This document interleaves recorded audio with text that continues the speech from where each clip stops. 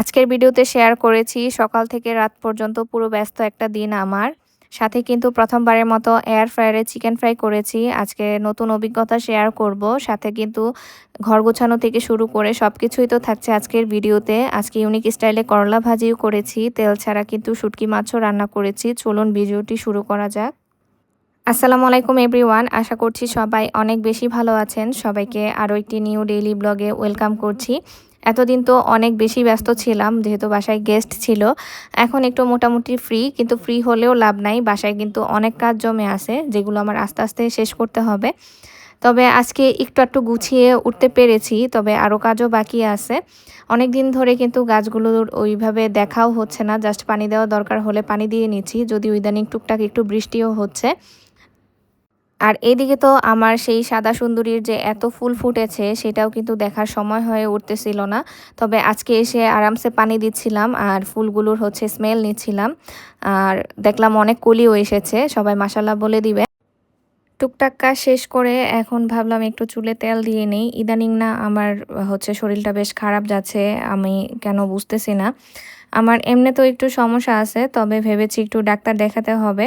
চুলে তেল দিয়ে তারপরে আমি 1 কাপ চাও খেয়ে নিয়েছি। পরে দেখলাম যে না, একটু ভালো লাগতেছে। আর এদিকে তো ভাবলাম যে কয়েকদিন যাবৎ সোফাতে কভার দিব করে আর দেওয়াই হচ্ছিল না। আমার ছেলে তো একদম সোফার 12টা বাজিয়ে দিচ্ছে। সে তো এখানে এসে রীতিমতো খাওয়া দাওয়া করে খেলাধুলা করে সব কাজই হচ্ছে তার এই জায়গাটাতে। পরে ভাবলাম যে আর দেরি করা যাবে না, এখন সোফার কভারগুলো দিয়ে নিতেই হবে। যখন বাসাতে অনেক কাজ জমে থাকে তখন আমার মনে হয় আমি যদি সবগুলো কাজ একদিনে করে ফেলতে পারতাম তাহলে মনে হয় অনেক বেশি ভালো লাগতো। যদিও এখন একটু কমই কাজ করতে হচ্ছে, বললাম যে শরীরটা ভালো লাগছে না, ভাবলাম একটু করেই গুছিয়ে নিই। সব রুমেরই আসলে আমার বেডশিট চেঞ্জ করা দরকার, কিন্তু আমার আর শরীরে কুলাচ্ছিল না। পরে ভাবলাম যে একটা করেই গুছিয়ে নিই। প্রথমে আমি যে গেস্ট রুম, সেই রুমের বেডশিটটা চেঞ্জ করে নিচ্ছি। আসলে বলেছি যে আমার বাসার কিন্তু বেডশিট তেমন একটা ময়লা হয় না, যেহেতু বেডরুমে কেউ ওইভাবে থাকে না।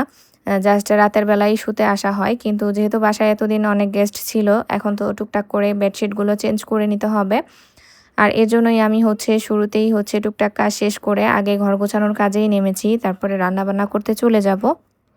ইদানিং আমার ভিডিওতে প্রায় সময় এই কমেন্টগুলো পাই, যেমন আপু তোমার কিচেন ট্যুর দেখতে চাই, আমি যে ফার্নিচারগুলো বানিয়েছি সেগুলো ডিটেলস আপনারা জানতে চান। তারপরে আরও নানান ধরনের কোশ্চেন থাকে আমার বাসা নিয়ে। তো আমি ভেবেছি যে এভাবে না করে আমি হোম ট্যুর আপনাদের সাথে শেয়ার করি। আপনারা কারা কারা আমার হোম ট্যুর দেখতে আগ্রহী অবশ্যই কমেন্ট করে জানাবেন। আমিও তাহলে সেই প্রিপারেশন নিয়ে হোম ট্যুর দিব ইনশাল্লাহ, এরই মধ্যে চেষ্টা করব দেওয়ার জন্য।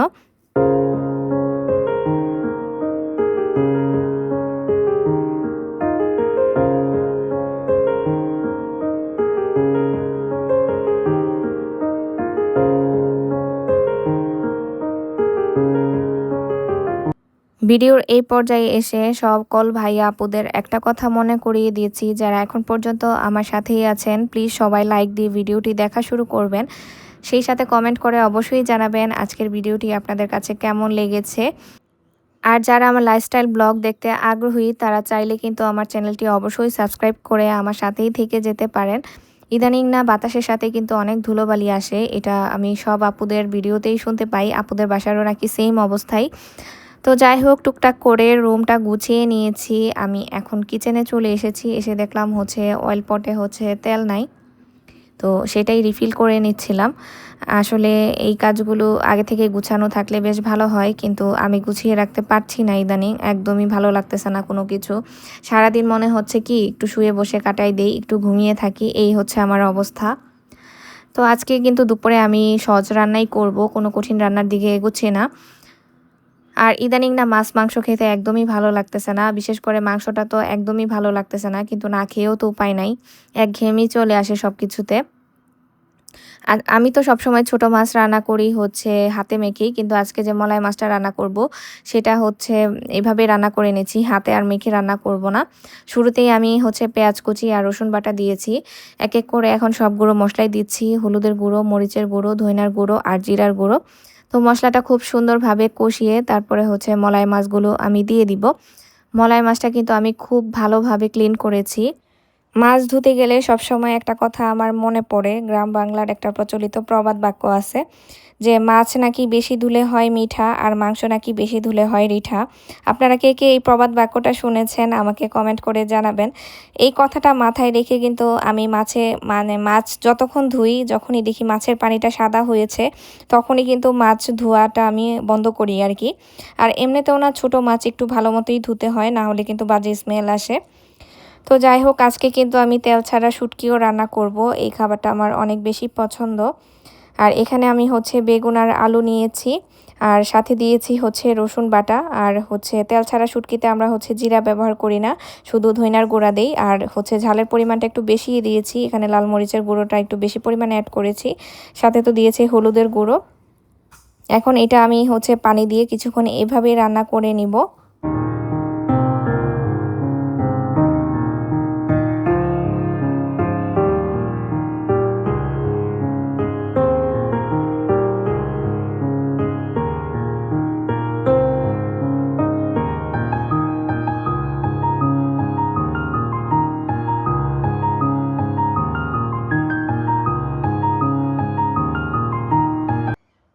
শুটকি মাছ এখানে আমি ব্যবহার করেছি হচ্ছে চ্যাপা শুটকি, কারণ এই চ্যাপা শুটকি খেতে কিন্তু আমার অনেক বেশি ভালো লাগে। আপনারা যারা এইভাবে তেল ছাড়া শুটকি রান্না করে খাননি এখনও, অবশ্যই ট্রাই করে দেখবেন, এটা কিন্তু অনেক বেশি মজার।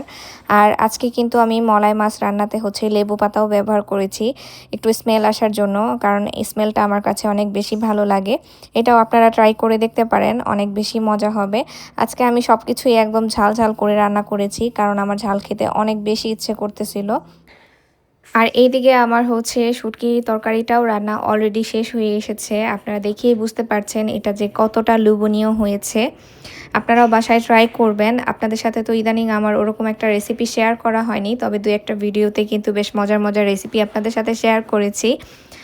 আর এদিকে কিন্তু রান্নাবান্না শেষ করে আমার সিঙ্কের উপর যে টুকটাক জিনিস জমেছে, মানে হাঁড়ি পাতিলগুলো, সেগুলো আমি হচ্ছে এখন ক্লিন করে নিব। তারপর আমি হচ্ছে গোসল করতে চলে যাব। সকাল থেকেই না আমার ছেলে অনেক বায়না ধরেছে, সে চিকেন ফ্রাই খাবে। আমি যদি প্ল্যান থাকতো তাহলে কিন্তু আমি আগেই হচ্ছে বের করে রাখতাম। পরে কাজের মাঝখানে না আমি আবার ভুলে গেছি, সে দুপুরবেলা এসে আবারও বলতেছে আম্মু আমার জন্য চিকেন ফ্রাই করে দাও। তো পরে ভাবলাম যে ঠিক আছে, রান্না শেষ হয়েছে, এখন হচ্ছে মুরগির মাংসটা নামিয়ে রাখবো। নাহলে আমি হচ্ছে সকালবেলাতেই হচ্ছে ম্যারিনেট করে রাখতে পারতাম। এখন হচ্ছে সন্ধ্যাবেলা ইনস্ট্যান্টই আমি হচ্ছে কাজটা করব। এখন আজকে প্রথমবারের মতো কিন্তু আমি এয়ার ফ্রায়ারে চিকেন ফ্রাই বানাবো। আর এইদিকে আমি হচ্ছে কিন্তু অনেকবার আপনাদের সাথে আমার চিকেন ফ্রাইয়ের রেসিপি শেয়ার করেছি। আজকেও আমি শেয়ার করছি। যারা নতুন জয়েন হয়েছেন তারা রেসিপিটি শিখে নিতে পারবেন। আমি জানি অনেক আপুরাই পারেন। তবে আমার স্টাইলে করলে কিন্তু একদম সিপির যে ফ্লেভারটা আসে সেটা আসবে। আমি এখানে যে সসটা ব্যবহার করছি সেটা হচ্ছে বারবিকিউ সস, ওয়েস্টার সস, সেই সাথে হচ্ছে সয়া সস আর হচ্ছে টমেটো সস। আমি না চিকেন ফ্রাইতে হচ্ছে ঝালের পরিমাণটা একদমই দিতে পারি না, যেহেতু আমার ছেলে খায়, ও ঝাল খেতে পারে না একদমই। তবু আজকে আমি এখানে একটু হালকা হচ্ছে লাল মরিচের গুঁড়ো ব্যবহার করেছি, আর সেই সাথে অ্যাড করেছি এখানে হচ্ছে আদা বাটা, রসুন বাটা আর হচ্ছে গোলমরিচ, সেটা গুঁড়ো ব্যবহার করেছি। আর এখন এখানে আমি হচ্ছে হালকা একটু কর্নফ্লাওয়ার আর ময়দা এখানে আমি অ্যাড করে দিলাম, সাথে দিয়েছি হচ্ছে ডিম। এখন এটাকে সুন্দরভাবে হচ্ছে মেখে তারপর আমি হচ্ছে এয়ার ফ্রায়ারে দিয়ে দিব। এটা যদি আপনারা একটু ম্যারিনেট করে রাখেন তাহলে কিন্তু এটা টেস্ট আরও বেশি ভালো আসবে। আর লবণটা একটু বুঝিয়ে দেওয়ার চেষ্টা করবেন, যেহেতু বিভিন্ন টাইপের সস এখানে ব্যবহার করেছি আমি। সসগুলোতে কিন্তু অনেক বেশি লবণ থাকে। আর আমি এয়ার ফ্রায়ারে যেহেতু দিব, আমি এখানে হচ্ছে এইভাবেই দিব। এয়ার ফ্রায়ারে না ওইভাবে হচ্ছে চিকেনগুলো দিলে হচ্ছে ময়লা হওয়ার একটা চান্স থাকে। আমি সেই ঝামেলায় যেতে চাচ্ছিলাম না।